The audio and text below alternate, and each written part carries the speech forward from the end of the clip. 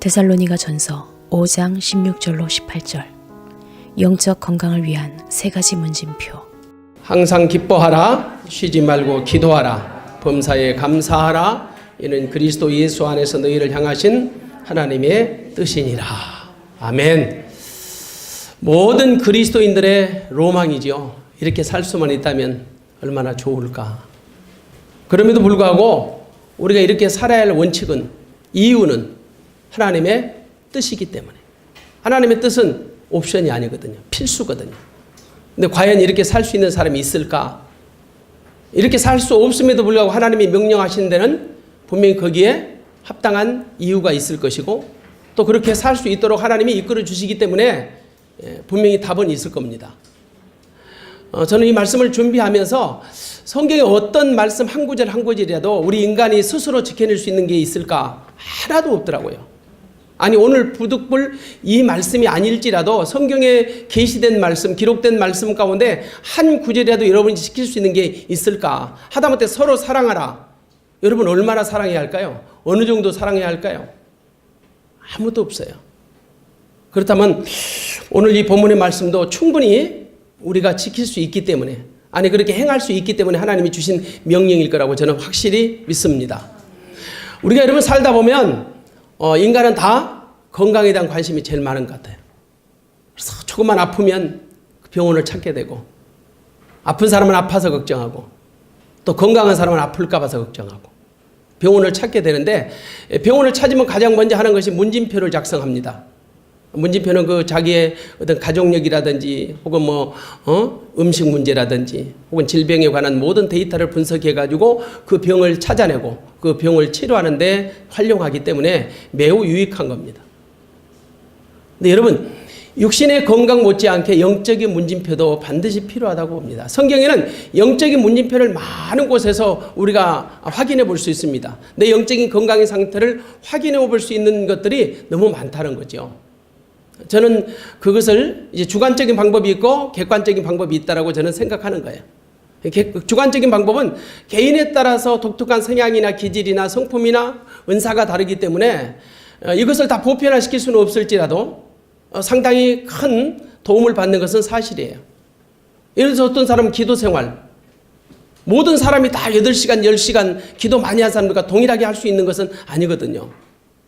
또 찬양의 은사가 있지. 찬양을 좋아하는 사람, 전도를 잘하는 사람, 이런 것을 보편화시켜가지고 이걸 안 하기 때문에 당신은 영적으로 건강하지 않습니다라고 말하기는 참 곤란하다는 거죠. 그래서 이런 것은 저는 주관적인 방법으로 보는 것이고, 객관적인 방법을 가지고 우리들의 영적인 건강 상태를 검증해 볼 수 있는 시스템이 있더라는 거예요. 저는 그것을 오늘 본문에서 당신은 얼마나 기뻐하십니까? 당신은 어느 정도 기도하십니까? 당신은 얼마나 감사하십니까? 이 세 가지를 가지고 충분히 우리가 누구에게나 공통적으로 보편적으로 우리의 건강의 상태를 점검해 볼 수 있다는 거예요. 자, 오늘 그 시스템을 2000년 동안 한 번도 변개시키지 않고 가장 오래된 검증표, 영적으로 우리의 건강의 상태를 검증해 볼 수 있는 문진표라고 저는 생각하기 때문에 감히 이 말씀을 가지고 전합니다. 여러분, 데살로니가 교회는 사도 바울이 2차 전도여행에 가서 개척했던 교회예요. 사도행전 17장에 보니까 세 일이 동안 하나님의 말씀을 강론했어요. 그랬더니 경건한 헬라인들과 그 귀부인들이, 많은 사람들이 바울과 실라를 쫓았다 그랬어요. 다시 말해서 복음을 영접했다는 뜻이죠. 그래서 데살로니가 교회가 참 어려운 현실 가운데서도 상당히 건강한 체질로 세워지고 있었어요. 그래서 데살로니가 1장 3절에 보면 그들의 믿음의 역사, 사랑의 수고, 소망의 인내, 그래서 아가야 지방에 많은 믿는 자들의 본이 되었다라고까지 자랑을 합니다. 쉽게 말해서 믿음의 도에 대해서 많은 교회들이 칭찬을 했고 많은 사람들한테 인정받는 교회였어요. 그럼에도 불구하고 약점이 있었던 것은 재림에 대한 잘못된 사상이 그 교회를 아프게 했던 거예요.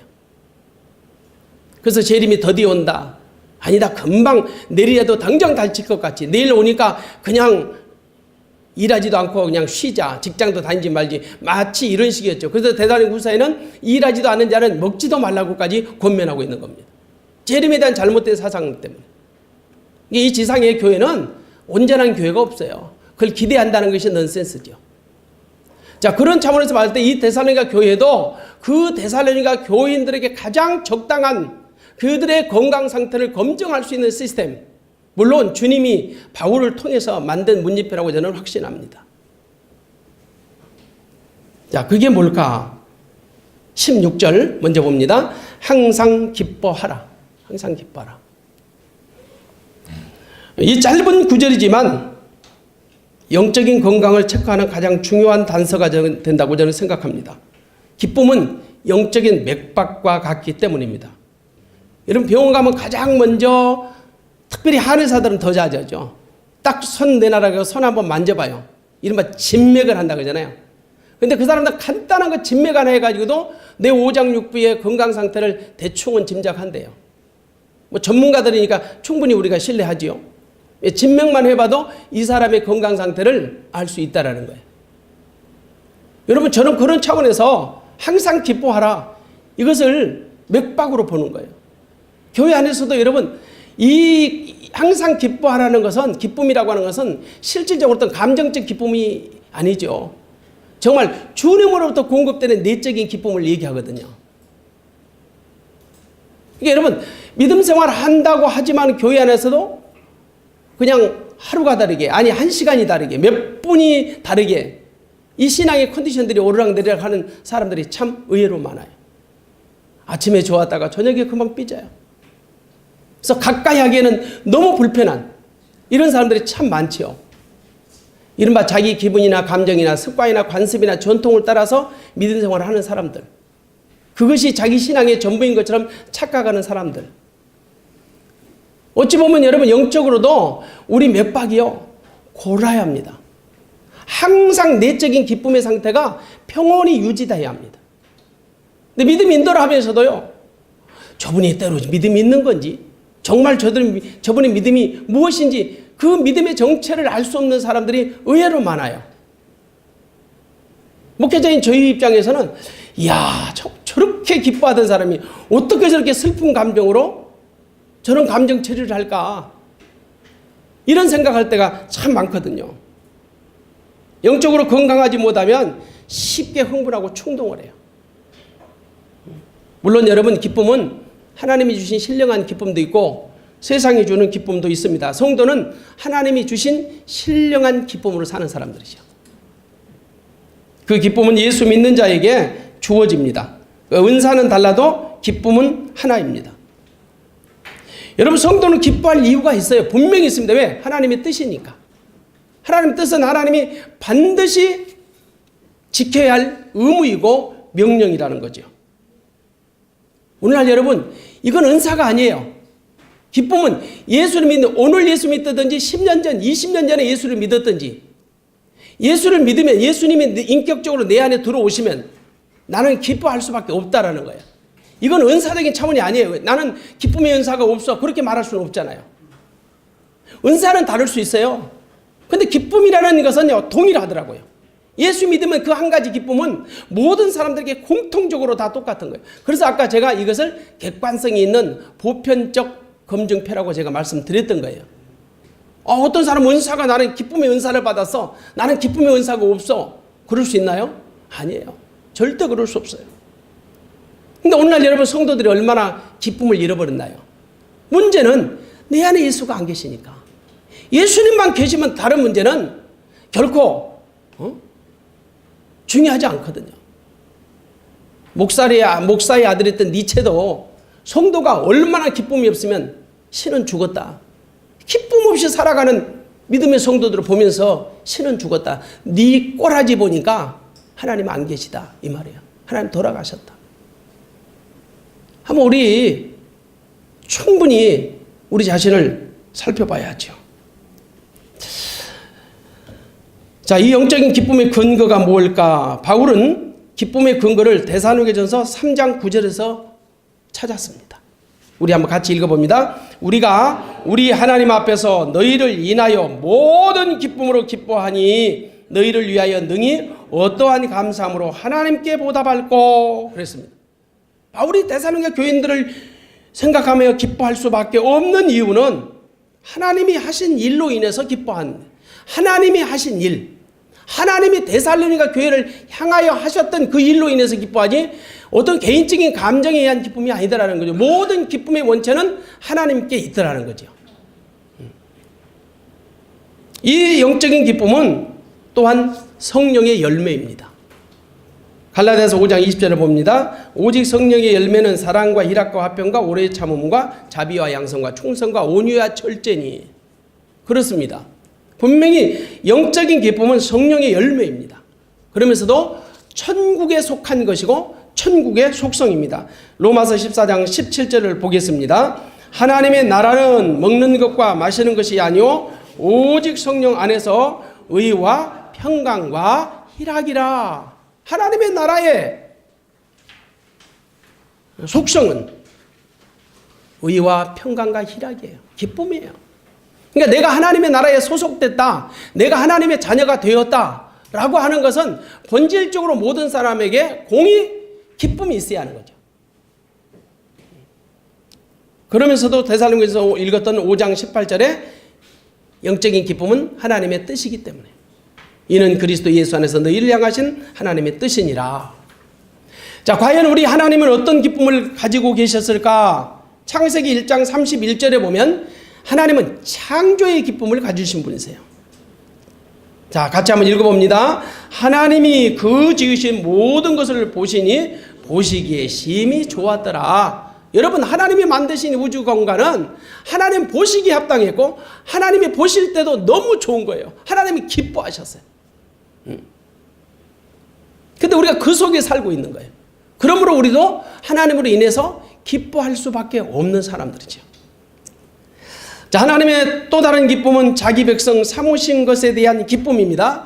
사무엘상 12장 22절 같이 봅니다. 여호와께서는 너희로 자기 백성 삼으신 것을 기뻐하신 거로 그 크신 이름을 인하여 자기 백성을 버리지 아니할 것이요. 하나님이 자기 백성 삼아주신 것, 자기 백성 삼으신 것을 기뻐하세요. 하나님이 우리를 자기 백성 삼고 기뻐하세요. 그러므로 우리도 당연히 우리 아버지로 인해서 기뻐할 수밖에 없는 거죠. 또 예수 그리스도로 인한 기쁨은 마태복음 3장 17절 하나님의 기쁨입니다. 하늘로서 소리가 있어 말씀하시되 이는 내 사랑하는 아들이요 내 기뻐하는 자라 하시니라. 하나님의 소유에 대한 기쁨도 있습니다. 누가복음 12장 32절을 봅니다. 적은 무리여 무서워 말라 너희 아버지께서 그 나라를 너희에게 주시기를 기뻐하시느니라. 하나님 소유에 대한 기쁨. 그리고 더 중요한 기쁨이 하나 있는데 스바냐서 3장 17절 성도로 인한 기쁨입니다. 같이 한번 봅니다. 너의 하나님 여호와가 너의 가운데 계시니 그는 구원을 베푸실 전능자시라. 그가 너로 인하여 기쁨을 이기지 못하여 하시며 너를 잠잠히 사랑하시며 너를 인하여 즐거이 부르며 기뻐하시리라 하리라. 아멘. 그런데 과연 우리가 그 하나님으로 인해서 기뻐하고 있는가? 진짜 여러분 예수 믿으면서 진짜 기뻐요?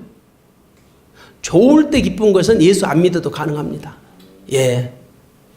정말 그리 아니하실지라도 기뻐할 수 있는 것이 진정한 하나님의 자녀의 기쁨이에요. 하나님이 요구하시는 기쁨이에요. 이게 기준이 되어야 해요. 아니, 내가 내 컨디션에 따라서 내 상황에 따라서 얼마든지 우리가 기뻐할 수 있다고요. 근데 그리 아니하실지라도 기뻐할 수 있냐고요. 이게 하나님이 목표하시는 하나님의 기쁨이에요. 우리 안에 이런 기쁨을 우리 스스로는 할 수 없지만은 과연 우리가 어떻게 할 수 있을까? 네 번째 봅니다. 과연 우리가 항상 기뻐할 수 있을까요?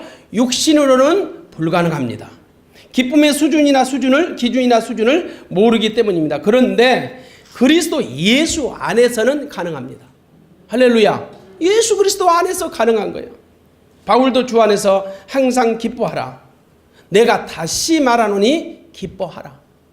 아니, 여러분 보세요. 감옥 속에 있는 바울이 감옥 밖에 있는 사람들을 위해서 내가 항상 주 안에서 기뻐하라. 내가 다시 말한다. 기뻐하라.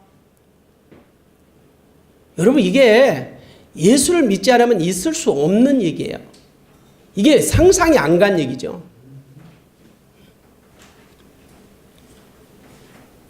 주님이 내 안에 나를 성전 삼고 계시면 당신의 기쁨을 지속적으로 부어주기 때문에 가능한 겁니다. 주님을 바라보며 주님이 주신 마음으로 살 때 항상 우리는 기뻐할 수 있는 것입니다. 복음 안에 사는 자체가 기쁨의 삶을 사는 겁니다. 복음이 가스펠이고 가스펠이 기쁨의 소식이에요. 그 복음 자체가 기쁨의 소식. 그 복음이신 주님이 내 안에 계시다면 우리는 얼마든지 기뻐할 수 있는 것이고 기뻐할 수밖에 없는 거죠. 내가 기뻐하는 게 아니라 내 안에서 주님이 나를 통하여 기뻐하시기 때문에 그래요. 다만 우리 안에 있는 내적인 기쁨을 외적으로 표현하는 것은 우리의 몫입니다. 내 안에 막 기쁨이 충만해요. 근데 여러분 우거지 쌍을 쓰고 기뻐하지 않게 사는 것은 분명히 내 책임이에요. 이 책임마저도 주님께 돌리지 말자는 거죠. 우리는 의지가 있잖아요. 내 안에 의지가 있어요. 여러분 사람은 의지를 가지고 있어요. 의지가 없는 사람이 있을까요? 하나님도 의지를 가지고 계시고 심지어 마귀도 의지를 가지고 있어요. 나는 그 가운데 서 있어요 사실은. 그래서 날마다 영적인 싸움을 하는 거예요. 하나님의 의지 편에 설 것인지 사단의 의지 안에 설 건지. 이 영적인 싸움은요 죽을 때까지 해야 합니다. 우리가 무슨 하나님 예수님 안에 산다고 해서 멋대로 살아도 아무 의미 없이 살아도 주님이 나를 주장하실 것이다. 위험한 얘기예요. 위험한 발상이에요. 날마다 부단히 나를 쳐서 복종시키고 굴복시키고 오직 주님 안에서 주님을 구하고 찾아서 살아갈 때 내 안에 주신 내적인 기쁨을 뺏기지 않고 그걸 유지할 수 있는 거예요. 그렇잖아요. 여러분 은혜 받는 것도 물론 은혜 받는 것은 하나님이 주신 선물이지만 은혜 받기도 쉽지 않아요. 그 받은 은혜 잘 보관하고 관리하는 것도 얼마나 소중한지 아십니까? 여러분 은혜가 한번 다운되고 은혜가 한번 완전히 침륜의 상태에 빠져보세요. 그 원하는 은혜의 수준만큼 우리가 끌어올린다는 게 매우 힘들어요.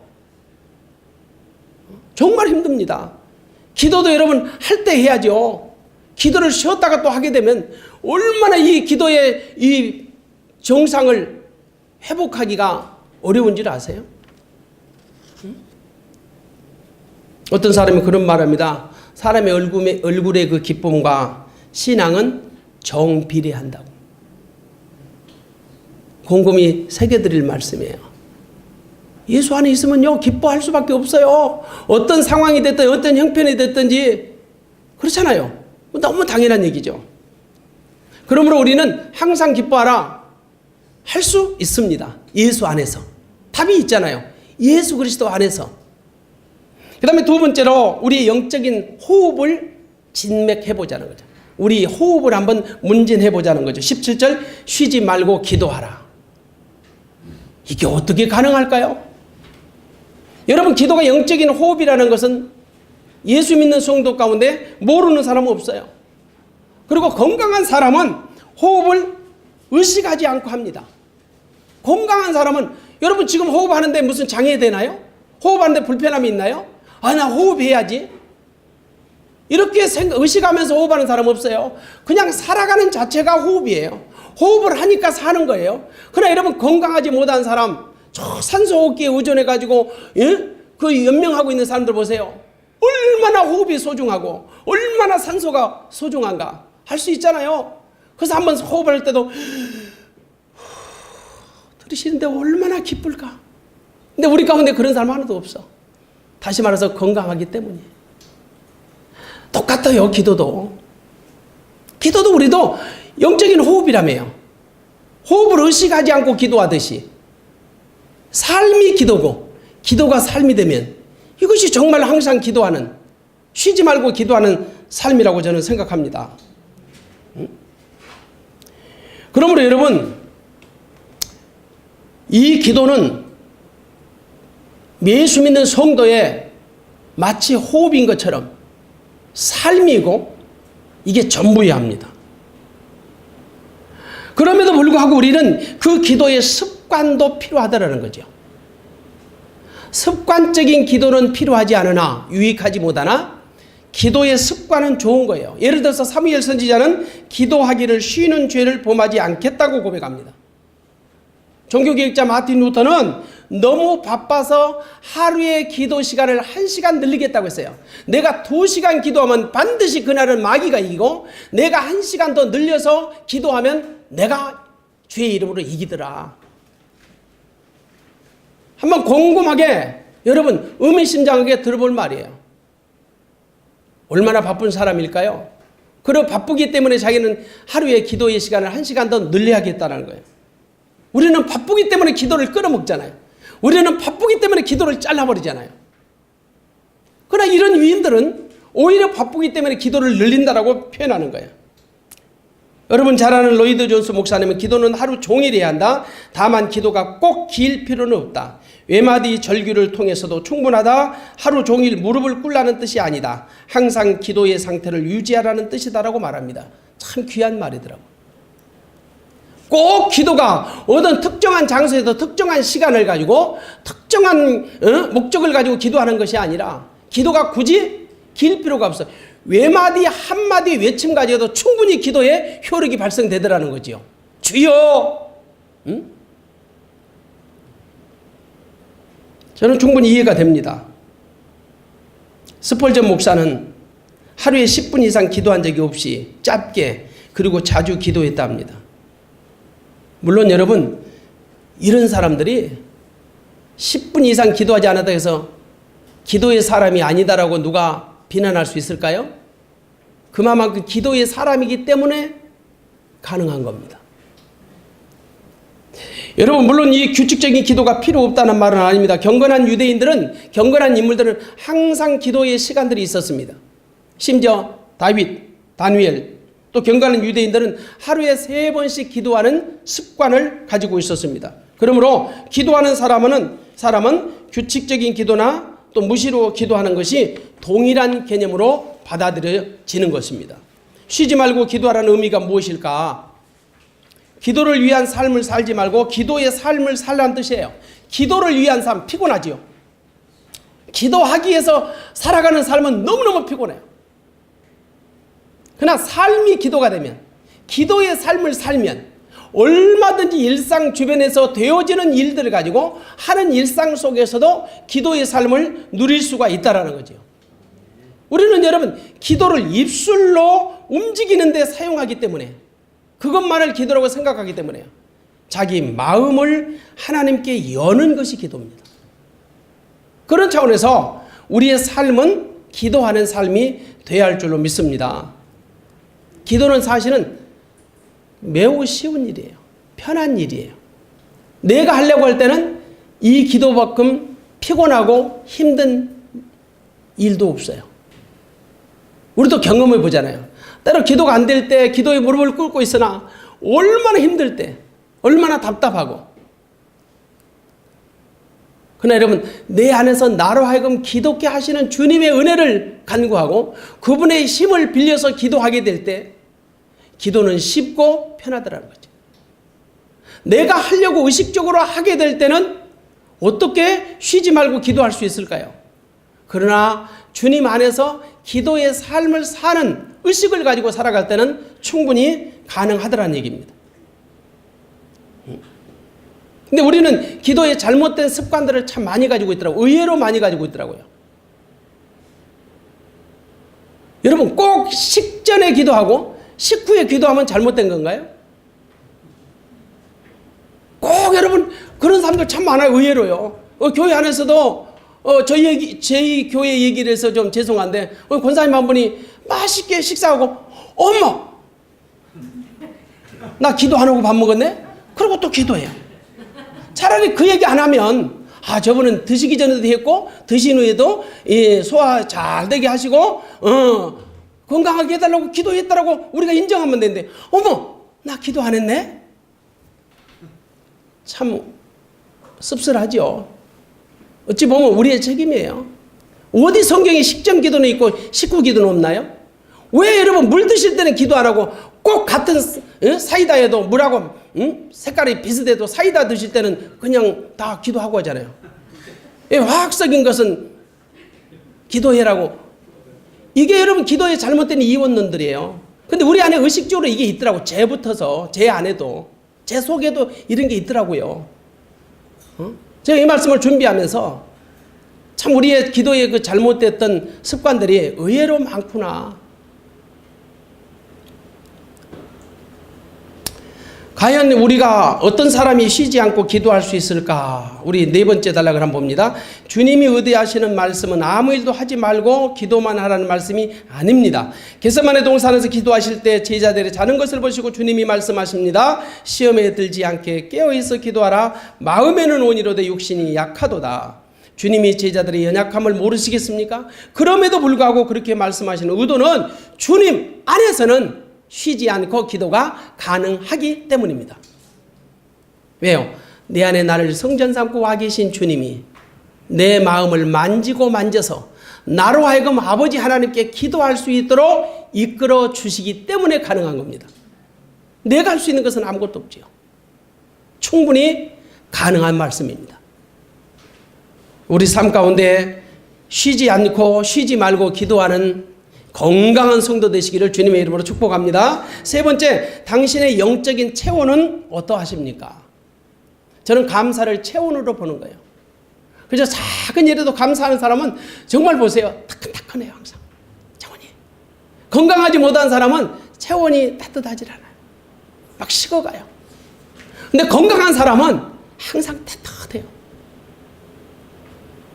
여러분 범사에 감사할 수 있을까요? 이는 그리스도 예수 안에서 너희를 향하신 하나님의 뜻이기 때문에 반드시 감사해야 합니다. 감사는 영적인 체온을 체크하는 온도계와 같습니다. 감사는 하나님이 하신 일에 대한 긍정적 반응이요 적극적인 수용입니다. 사실 하나님이 하신 일에 대해 우리가 감사하지 못할 일은 없지요. 그런데 우리가 범사에 감사할 수 있냐는 거예요. 결코 육신에서는 할 수 없습니다.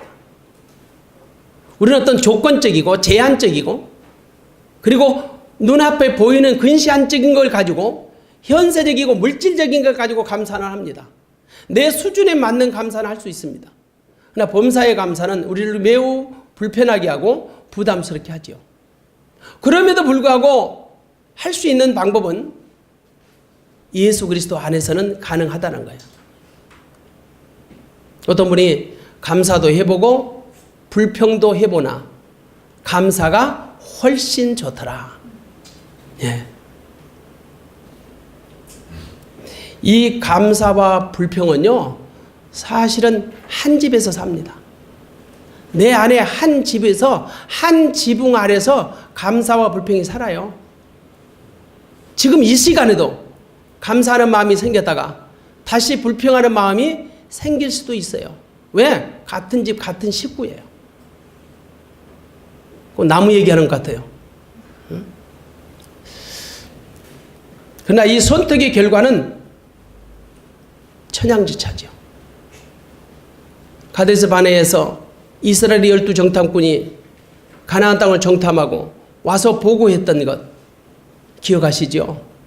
10명과 2명 감사와 불평의 차이 때문에 그 10명의 부정적인 정탐꾼들 그 결과가 어떻게 됐는가? 더 이상 설명할 필요 없죠. 그만큼 무서운 거예요. 그러면 하나님이 원하시는 감사의 기준이 뭘까? 여러분 시편 50편 23절을 같이 한번 읽어봅니다. 감사로 제사를 드리는 자가 나를 영화롭게 하나니 그 행위를 옳게 하는 자에게 내가 하나님의 구원을 보이리라. 감사로 제사를 드리. 그러니까 여러분 하나님이 원하시는 그 감사의 수준은요 제사의 수준이요. 적당한 감사가 아니에요. 그냥 립서비스 차원에서 감사합니다 라는 그런 표현이 아니에요. 감사의 제사. 여러분 구약 성도들 감사 제사 잘못 드려가지고 현장에서 죽임받습니다. 이 제물 감사를 제사로까지 승화시킨 하나님의 목적 감사가 그만큼 소중하다는 거예요. 적당한 선에서 얼버무리고 때울 정도의 그런 감사를 얘기하는 게 아니에요. 제사의 수준까지 격상을 시켜놔요. 과연 이렇게 우리가 어떻게 살아요? 여러분 제사를 드리려면 제물이 필요한데 그 제물이 흠도 없고 점도 없고 티가 없는 그런 제물이 돼야 하는데 과연 우리가 그런 제물이냐고요? 우리가 그런 제사를 드릴 수 있냐고요? 도저히 불가능하죠. 그럼에도 불구하고 범사에 감사하라고 하는 이유는 하나님의 아들 예수 그리스도가 내 안에 나를 성전 삼고 계심으로 말미암아 그분으로 인하여 되어지기 때문입니다. 그것을 믿는 자가 범사에 감사하는 삶을 살아갈 수가 있습니다. 할렐루야. 왜냐하면 우리 인간은 하나님이 원하시는 감사의 수준에 도달할 수가 없어요. 어떤 사람이 범사에 감사할 수 있을까요? 그건 역시 육신으로서는 할 수 없으되 예수 안에 있으면 가능합니다. 주께서 감사할 수 있는 마음을 주사 감사할 수 있도록 이끌어 가시기 때문입니다. 주님의 마음은 감사의 마음이에요. 주님의 마음이 감사의 마음. 때문에 우리가 감사하려고 발버둥을 치는 것보다 내 안에 나로 하여금 감사하게 하시는 주님만 바라보고 주님의 마음을 구하면 됩니다. 주 안에 감사치 못할 일이 없고 감사치 못할 사람도 없기 때문입니다. 범사의 감사는 충분히 할 수 있는 일입니다. 다만 이 감사도 고백을 해야 합니다. 시인을 해야 합니다. 그래야 건강해집니다. 여러분 사랑도 눈만 윙크만 하는 게 아니라 사랑의 표현을 해야 하잖아요. 감사도 마찬가지예요. 기쁨도 마찬가지예요. 기도도 우리가 하나님 앞에 내 심령의 상태를 아뢰는 것처럼 입술의 고백을 통해서 또 기도할 수 있는 것처럼 얼마든지 우리가 고백할 수 있어요. 그리 아니하실지라도 감사하는 소리. 그래서 예수 믿는 성도는 이래도 감사하고 저래도 감사하고 그래도 감사하는. 감사하면 하나님이 책임을 져줘요. 소파 방종환 선생님이 자기 집에 도둑이 들을 때 강도가. 그래서 그 당시 돈 390원을 훔쳐가지고 도망가는 그 도둑놈한테 방정환 선생님이 여보시오, 남의 물건을 가져가려면 그냥 감사하다고 얘기를 하다고 가져갈 거 아니에요. 그러니까 이 친구가 딱 째려보더니 그래 감사하오 하고 갔다는 거예요. 2, 3일이 지난 다음에 경찰관이 어떤 사람 하나 포성을 해가지고 포박을 해가지고 방정환 선생님을 찾아온 거예요. 선생님 며칠 전에 선생님 집에 강도 들었지요? 아니다라고. 선생님 집에 잃어버린 물건이 있지요? 아니다라고. 나는 도적 맞은 건 없다고. 내가 준 것은 있어도, 내가 돈을 준 적은 있어도 도적 맞은 건 없다라는 거예요. 그러면서 그 포박당한 그 강도를 보고 이보시오, 당신이 내가 가져가면서 감사하다고 했지 않았소? 그러니까 그 자리에서 그 경찰이 그 포박을 풀어주고 자유케 해두라는 거예요. 억지로라도 감사했더니 대박나는 사건이 벌어지잖아요. 여러분, 그냥 웃고만 지낼 수 없는 문제는 우리가 감사하면 하나님이 우리 삶을 책임져 주시기 때문에. 할렐루야. 그래서 여러분, 이 세 가지 것, 항상 기뻐하고 쉬지 말고 기도하고 범사에 감사하는 여러분, 이 건강한 영적 문진표들을 통해서 날마다 우리의 심령의 상태를 체크해보고 또 검증해봐서 정말 하나님이 기뻐하시는 그 건강한 믿음의 성도가 되어야 할 줄로 믿습니다. 결론을 맺겠습니다. 이 세상에 세 가지를 지킬 수 있는 사람은 없습니다. 그런데 이 세 가지 3종 세트를 패키지로 묶어서 지킬 수 있는 방법이 준비되어 있습니다. 예수 안에 있으면 됩니다. 주님이 나를 통해 이루어 주시기 때문입니다. 나는 다만 그 주님을 찾고 구하여 주님 주신 마음으로 사는 것밖에 없습니다. 주님의 뜻이 하나님의 뜻이요, 주님의 일이 하나님의 일이기 때문입니다. 하나님의 뜻은 예수를 통하여 이루어지는 것입니다. 마가복음 9장 23절을 봅니다. 할 수 있거든이 무슨 말이냐? 믿는 자에게 능치 못함이 없느니라. 빌립보 4장 13절입니다. 내게 능력 주신 자 안에서 내가 모든 일을 할 수 있느니라. 아멘. 여러분, 우리 안에 어떤 게 부족할까? 여러분 스스로 한번 내 자신을 한번 돌이켜 봤으면 좋겠어요. 나는 기쁨이 좀 부족해. 나는 기도가 좀 부족해. 나는 감사가 좀 부족해. 무엇인가 여러분 안에 부족한 것이 있다면 여러분의 건강 상태가 지금 약간 컨디션이 좋지 않다라고 생각하시고 그 건강 좋지 않은 것을 미리서 예방하는 차원에서 이 세 가지가 항상 있어야 합니다. 할렐루야. 이 세 가지를 항상 여러분의 건강 문진표로 삼으셔서 건강한 성도 되시기를 주님의 이름으로 축복합니다. 기도하겠습니다. 하나님 감사합니다. 오늘 우리에게 주신 말씀을 통해서 우리들의 영적인 상태를 다시 한번 검증해보고 정말 우리가 건강한 믿음, 건강한 성도가 되어 하나님을 영화롭게 하며 영원토록 즐거워할 수 있도록 역사에 주시옵소서. 감사하며 예수님의 이름으로 기도하옵나이다. 아멘.